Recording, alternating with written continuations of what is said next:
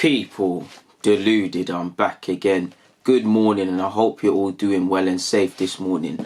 As you know, make sure your immune system's sweet. I've got my green tea, ginger, lemon, and a couple of other bits and bobs in my thing. And it's a pretty good mug as well, to be fair. But I hope you're all doing good and safe in these things this morning. The drug that is football, you know, us fans all over the world, we're suffering severe withdrawal symptoms. We're watching old games, we're watching old footage. We don't know where to put ourselves. So there's not much to speak about. There's not much circling around beyond the obvious stuff that we already know.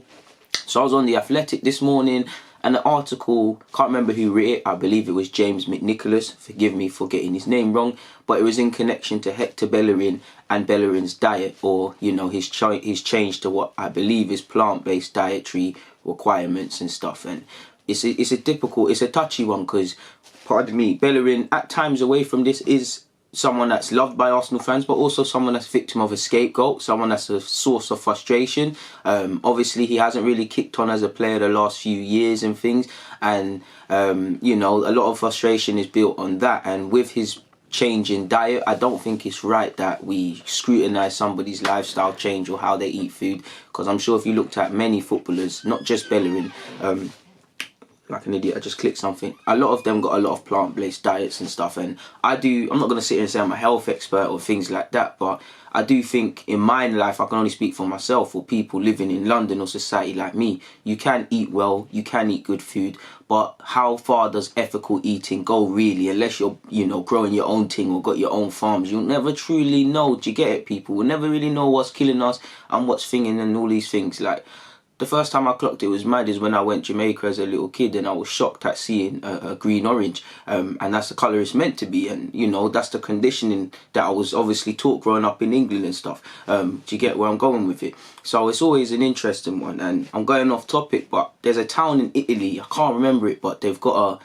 long story short, they've got a mad life expectancy in it. Like, there's bare old people there, they're living and they're very healthy, and they only eat meat once a week. Now, I know Italians, Spanish, like Bellerin, definitely me being of West Indian heritage, love meat, all different sorts of meat. So I can't jump off the meat thing, but I recognise that eating meat every day or every other day isn't good and stuff. You do need to do ITAL sort of diets and things. So it was interesting when Bellerin made the switch. Obviously with Bellerin's, you know, not kicking on and stagnation, and you know, he doesn't look as explosive. A part of that is obviously because of his injuries. Like, we're finding out he's been playing with a hamstring knock and he hasn't fully been recovered. These are going to affect your explosiveness. Of course, when Bellerin's a wing back and things like that, and we see what he used to do, people are going to say, is it the diet? Is it the change in diet and things like that? The article also said some Arsenal coaches have concerns about his dietary stuff and his power and things. Now, that could just be juicing up the article, adding a bit of a twist and just ultimately talking nonsense, or there could be legit claim to it. Ultimately, if Bellerin was, you know, moving like Trent Alexander-Arnold for Liverpool right now, it's not a thing. Do you get it? Like, look at Liverpool. Do man really care about what Trent's eating as long as he's eating healthy and stuff? It's not a thing. It's only really because Bellerin's not kicked on that his diet is much of a thing. And for me, I don't think Bellerin's as explosive as he used to be. I don't think he's as good technically in the final third as he used to be. He used to be like essentially modern day sort of another winger in that position, and he's never, not going to say he was getting mad assists and stuff, but I used to feel he was good there really. I think he's kind of regressed. But the article and the bits I've got of relevance to bring to you guys, although Bellerin is known for being a particularly principled footballer, The Athletic understands his decision to move to a plant-based diet was initially based on sporting rather than ethical reasons. And the article did say, people, he's done a lot of, while it's a sporting decision and he doesn't take any supplements, he's done his own research, obviously, with how, you know, animal cruelty and things like that. And it's just we have to respect a man's lifestyle decision. Like, being of Caribbean descent, there's a lot of Rastas and things who don't eat meat and stuff like that. So I don't necessarily think it's a thing.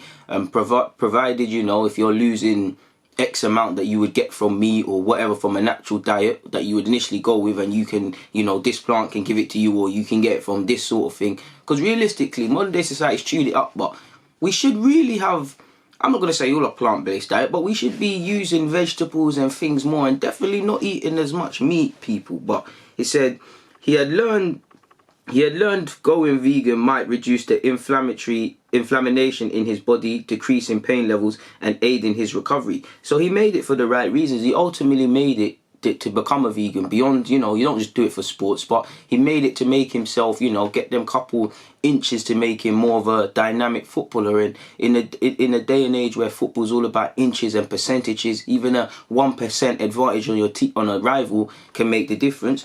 Can't blame Bellerin for going as such, people. It was only a few years later, having looked deeper into veganism, that he found out more about ethical and environmental impacts. This solidified his decision. Bellerin's diet ceased to just be a remedy, it became a lifestyle. So it became a way of just testing it out, seeing how his body recovers, to, adopting it properly. Initially, results were good, but in recent years, he has struggled to maintain his fitness and form, leading some to query his choice. As he continues his rehabilitation from his knee ligament injury suffered midway through last season, The Athletic understands there are those on the Arsenal staff who harbour concerns his diet may not be giving him the best chance of returning to his optimum performance level. Yeah, so again, that could just be was and just juicing up the article. People could have concerns, and these lot are human. Obviously, they can, they might be able to back it up with evidence and study pieces and why his thing should be more meat and things like that. But they're allowed to have concerns. But at the end of the day, if you're in a day and age where, Arsenal's got the fancy nutritionists and all of these fancy data stuff and all the things I can't comprehend, I don't think it should be a thing, really, as provided you're getting, the stuff from other places, because you can't just go from having a meat that, for me, just looking at it, I don't see how it would work. I'm not saying Bellerin did this, but just, let's take my diet. I eat a lot of meat, let's say every other day, if not every day, really and truly, people. It's not by force, but it's the thing, innit? Let's just say the next week I'm going on this planting, I'm eating carrots, something. It's not gonna bang like that. You can't just go from that naturally, because on top of the obvious ways it's just not gonna work. Your body is gonna react differently, so it has to be a coordinated thing. Which you'd imagine someone like Bellerin in his position, with the sporting nutritionists and things, it was taken. So maybe there's something more that can be done on Bellerin's part in terms of becoming more explosive. Maybe there's something we could do more with his dietary and exploring other ways of veganism. Like, I'm sure there must be runners and long distance athletes and 100-meter athletes. There must be people that don't eat meat. So can we look at their diet? Can we liaise with their thing and give Bellerin, not just Bellerin, but other people this option, sort of thing, people? Because you do see a lot of footballers, while not going complete cold turkey and becoming vegan themselves, they are opting for less meat and things. And footballers are always going to listen to what can make you more of a, elite athlete. So, yeah. What else is there? No, that's irrelevant. Talking about Arsenal have two chefs. Moving to the relevant bits again. The club have been supportive of Bellerin's choice. They offer vegan meals for him and other members of the squad who wish to eat plant-based. Increasingly, other players are interested in plant-based alternatives. Many of the squad have requested the recovery shakes Arsenal use during games and training sessions to be dairy-free. When the Spain international first turned vegan, he was delighted by the results, almost immediately experiencing less pain and inflammation, yet he didn't even tell his own mother of his new diet for the first 2 months. And he said, when I told her, she said, "What are you talking about? How will you have the energy to play?"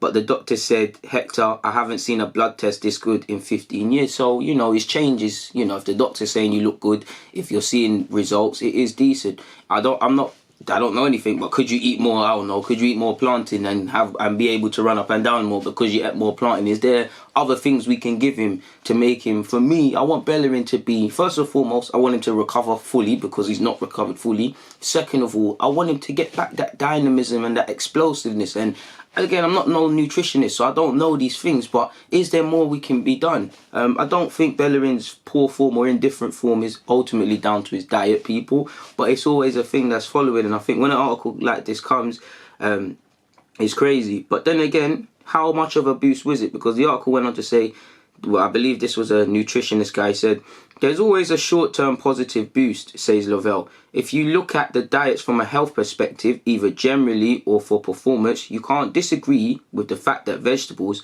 should be the cornerstone of everything we do." He then went on to talk about what it contains and whatnot like that. So yeah, people, it's a difficult one. The same Lavelle spoke about how he actually worked with, I found was interesting but irrelevant. He spoke with Jermaine Defoe. He used to work with Jermaine Defoe, sorry, and Jermaine Defoe used to opt a plant-based diet sometimes during the week, and in the run-up, getting closer towards games, he would then go for some meat, like some salmon, and well, salmon's not a meat, but you get what I'm going, some fish and things like that, and some chicken breast and all these things. And you know, if that's what Defoe wanted to do to make him more clinical in front of God, I can't begrudge him. I always think these things are interesting, people, because we always hear about this stuff, but it's crazy. Maybe Hector Bellerin was watching Dr. Sebi vids. If you know, you know. But moving away from that though, people, Heleb has said nobody cares in Belarus more or less about coronavirus, which is very dangerous. But he said, all the world now watches the Belarusian league. Everyone should go to their televisions and see us. When the NHL closed for the season, a lot of ice hockey players went to Russia to play. Maybe Lionel Messi and Ronaldo might come to the Belarus league to continue, you know. Obviously, he's joking. He said, people are working in tractors. No one is talking about the virus. In the villages, the tractor will heal everyone. The fields heal everyone. And then he went on to say, it's the only place in Europe you can play football. At least then the people of Belarus will be happy. But in Belarus, it's like nobody cares. It's incredible. Maybe in 1 or 2 weeks we will stop here. Maybe our president is just waiting to see what happens with the virus. Everyone here knows what's happened to Italy and Spain. It doesn't look good. But in our country, people in the presidential administration believe it's not as extreme as the news says. A lot of young people and students here like this.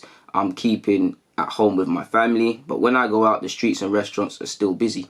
It sounds a bit like England. We need to take this a bit more seriously. But there's nothing more to say. Heleb's comments were really irrelevant. I just thought, being an Arsenal man, I'd throw that in there. But for now, people, good morning, DG, I'm out.